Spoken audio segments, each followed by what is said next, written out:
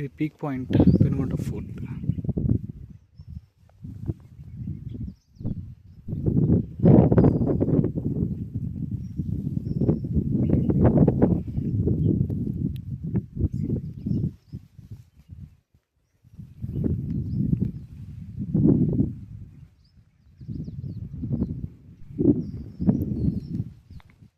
Early morning రావాలి దీనికి, like జనవరి, December, November మంత్లో వస్తే దీని మంత్రం నంది హిల్స్ కూడా పనికిరాదు. అలా ఉంది ప్లేస్ ఇది చూడడానికి. ఇప్పుడే ఇలా ఉంది,